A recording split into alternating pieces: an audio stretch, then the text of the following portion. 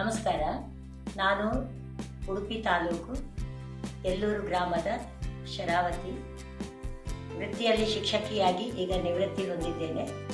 ಇವತ್ತು mix fruit jam, ಮಿಶ್ರ ಹಣ್ಣುಗಳ ಜಾಮನ್ನ ಹೇಗೆ ಮಾಡುವುದು ಅನ್ನುವ ಬಗ್ಗೆ ಮಾಹಿತಿಯನ್ನ ಕೊಡಲಿಕ್ಕಿದ್ದೇನೆ. ಮಿಶ್ರ ಹಣ್ಣುಗಳು ಅಂದ್ರೆ ಯಾವ್ಯಾವ ಹಣ್ಣುಗಳನ್ನ ತೆಗೆದುಕೊಳ್ಳಬಹುದು ಅಂತ.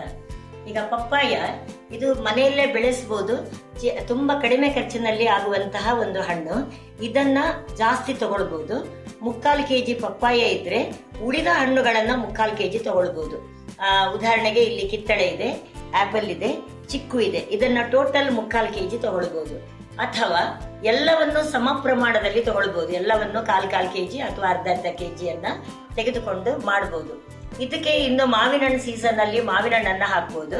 ಆದ್ರೆ ನೀರು ಜಾಸ್ತಿ ಇರುವಂತ ದ್ರಾಕ್ಷಿ ಅಥವಾ ವಾಟರ್ ಮೆಲನ್ ಇದನ್ನೆಲ್ಲ ಹಾಕಬಾರ್ದು. ಯಾಕಂದ್ರೆ ಗ್ಯಾಸ್ ಅಲ್ಲಿ ಜಾಮ್ ಮಾಡ್ಲಿಕ್ಕೆ ತುಂಬಾ ಸಮಯ ಜಾಸ್ತಿ ತಗೊಳ್ತದೆ. ಗ್ರೇಪ್ ಅನ್ನು ಕೂಡ ಬೇಯಿಸಿ ರಸ ಸ್ವಲ್ಪ ಹಾಕುದಾದ್ರೆ ಹಾಕ್ಬಹುದು. ಬಾಳೆಹಣ್ಣನ್ನ ಮಾತ್ರ ಯಾವ ಕಾರಣಕ್ಕೂ ಹಾಕಬಾರ್ದು.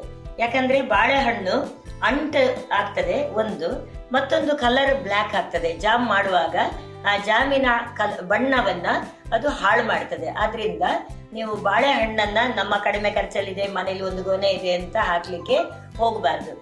ಇಷ್ಟು ಹಣ್ಣುಗಳನ್ನ ಉಪಯೋಗಿಸಿ ಇವತ್ತು ಮಿಕ್ಸ್ ಫ್ರೂಟ್ ಜಾಮನ್ನ ಮಾಡಿ ತೋರಿಸ್ಲಿಕ್ಕಿದ್ದೇನೆ.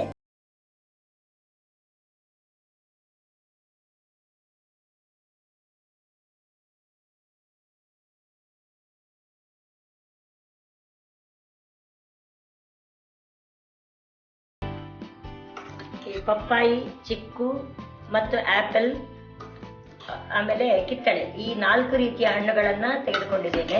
ಪಪ್ಪಾಯಿ ಜಾಸ್ತಿ ಇದೆ. ಇದನ್ನೆಲ್ಲ ಸಿಪ್ಪೆ ಬೀಜ ತೆಗೆದು ಹೋಳು ಮಾಡಿಕೊಂಡು ಅದನ್ನ ಮಿಕ್ಸಿಗೆ ಒಟ್ಟಿಗೆ ಹಾಕಬೇಕು. ಯಾಕಂದ್ರೆ ಕಿತ್ತಳೆ ಹಣ್ಣಲ್ಲಿ ನೀರಿನ ಅಂಶ ಇದೆ, ಆಪಲ್ ಗಟ್ಟಿ ಇರುತ್ತೆ, ಅದು ಮಿಕ್ಸಿಯಲ್ಲಿ ಕಡಿಲಿಕ್ಕೆ ಕಷ್ಟ ಆಗ್ತದೆ. ಸೊ ಎಲ್ಲ ಹಣ್ಣುಗಳನ್ನ ಮಿಶ್ರ ಮಾಡಿಕೊಂಡು ಒಟ್ಟಿಗೆ ನಾವು ಮಿಕ್ಸಿಯಲ್ಲಿ ನೀರು ಹಾಕದೆ ಕಡಿಬೇಕು. ನೀರು ಹಾಕ್ಲಿಕ್ಕೆ ಇಲ್ಲ ಇದಕ್ಕೆ. ನೀರು ಇದರಲ್ಲಿರುವ ಅಂಶವೇ ಸಾಕಾಗ್ತದೆ. ಕಡ್ದ ನಂತರ ಎಷ್ಟು ಪಲ್ಪ್ ಇದೆ, ಅದರ ತಿರುಳು ಎಷ್ಟಿದೆ, ಅದು ಕಡ್ದ ನಂತರ ಅಷ್ಟೇ ಸಕ್ಕರೆಯನ್ನ ತಗೊಳ್ಬೇಕು. ಮತ್ತೆ ಒಟ್ಟಿಗೆ ಬಾಣಲೆಯಲ್ಲಿ ಹಾಕಿ ಗ್ಯಾಸ್ ಮೇಲೆ ಅಥವಾ ಒಲೆಯ ಮೇಲೆ ಇಡಬೇಕು. ಹಣ್ಣುಗಳನ್ನ ಒಟ್ಟಿಗೆ ಮಿಕ್ಸಿಗೆ ಹಾಕಿ ರುಬ್ಬಿ ಎಷ್ಟಿದೆ ಅಷ್ಟೇ ಸಕ್ಕರೆ ಹಾಕಿ ಬೇಯಿಸ್ಬೇಕು.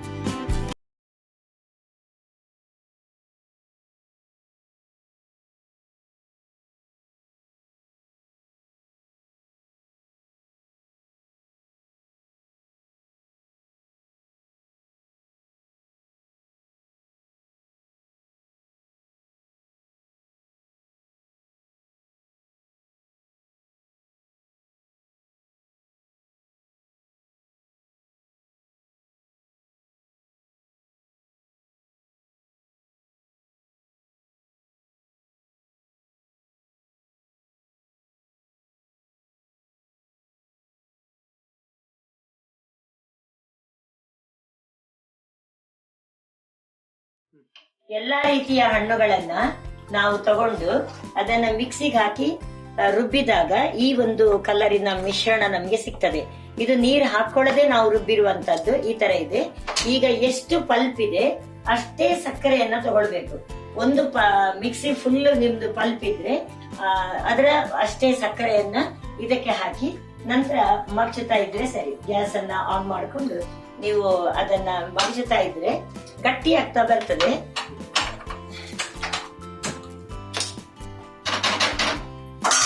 ಸಕ್ಕರೆಯನ್ನ ಇದಕ್ಕೆ ನೇರವಾಗಿ ನಾನು ಹಾಕ್ತಾ ಇದ್ದೇನೆ. ಪಲ್ಪಿನಷ್ಟೇ ಸಕ್ಕರೆಯನ್ನ ಇದಕ್ಕೆ ಹಾಕಿದ್ರೆ ಬೇರೆ ಏನೂ ಇಲ್ಲ ಇದರಲ್ಲಿ.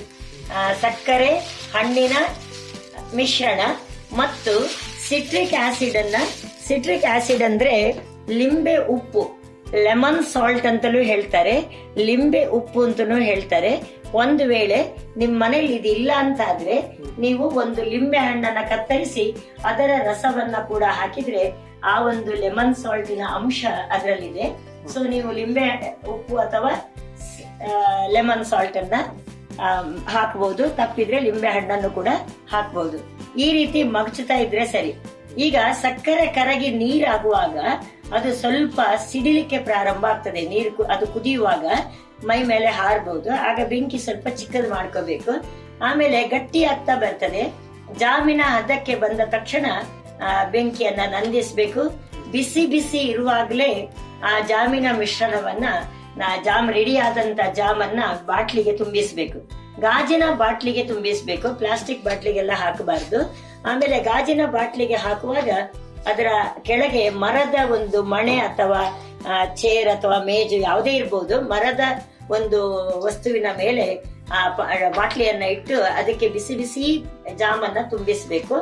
ತಣ್ಣಗಾಗುವವರೆಗೆ ನೀವು ಮುಚ್ಚಳವನ್ನ ಬಿಗಿಯಾಗಿ ಹಾಕಬಾರದು. ಬೇಕಿದ್ರೆ ಒಂದು ಪೇಪರ್ ಅಥವಾ ತೆಳ್ಳಗಿನ ಬಟ್ಟೆಯನ್ನ ಮುಚ್ಚಿ ಇಡಬಹುದು. ತಣ್ಣಗಾದ ಮೇಲೆ ಅದನ್ನ ಪೇಪರ್ ತೆಗೆದು ಟೈಟ್ ಆಗಿ ನೀವು ಮುಚ್ಚಳವನ್ನ ಹಾಕಿಟ್ರೆ 1 ವರ್ಷ ಕೂಡ ಇದನ್ನ ಇಡಬಹುದು.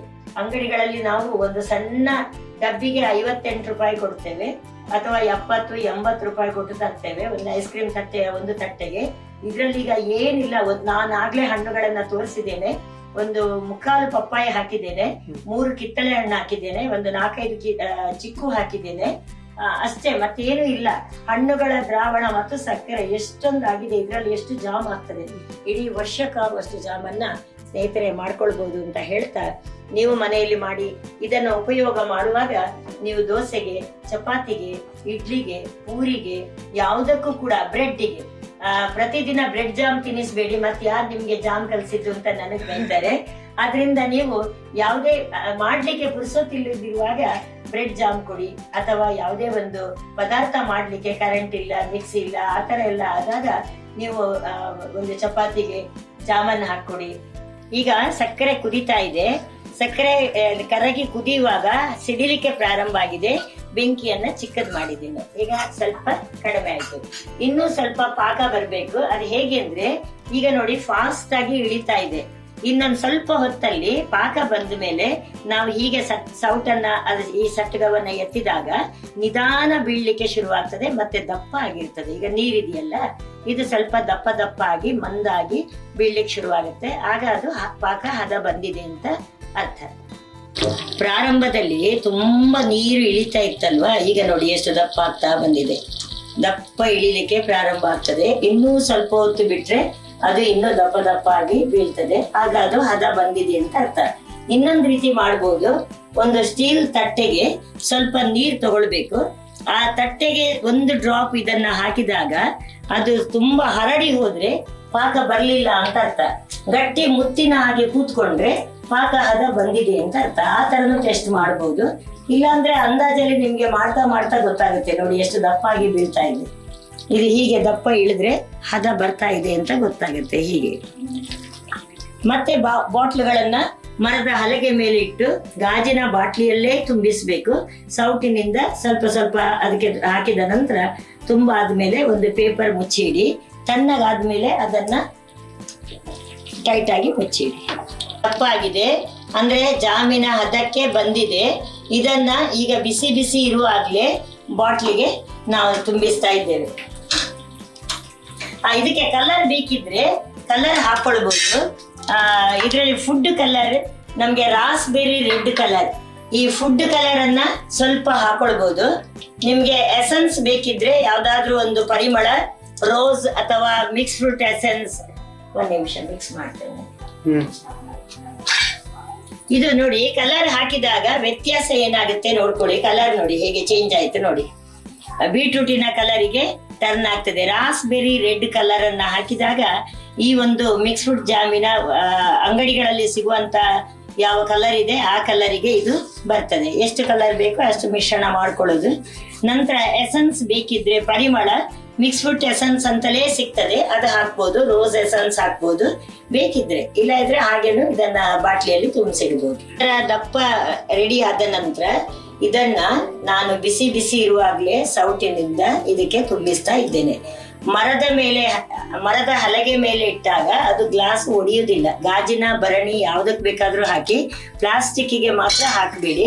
ಪ್ಲಾಸ್ಟಿಕ್ಕಿಗೆ ಹಾಕಿದಾಗ ಪ್ಲಾಸ್ಟಿಕ್ ಅದು ಮುದುಡಿಕೊಳ್ತದೆ.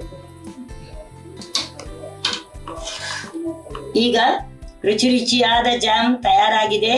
ನಿಮ್ಮ ಹತ್ರ ಬ್ರೆಡ್ ಇದ್ರೆ ಬ್ರೆಡ್ಡಿಗೆ 1 ಚಮಚ ಜಾಮ್ ಹಾಕಿ ಅದನ್ನ ಸವರಿಕೊಂಡು ತಿಂದ್ರೆ ಸರಿ. ಚಪಾತಿ, ದೋಸೆ ಯಾವುದ್ರಲ್ಲೂ ಬೇಕಾದ್ರೂ ನೋಡಿ. ನಾವು ಕೇವಲ ಹಣ್ಣು ಎಷ್ಟು ಹಾಕಿದ್ದೇವೆ ಅಂತ ನೋಡಿದ್ದೀರಿ ನೀವು.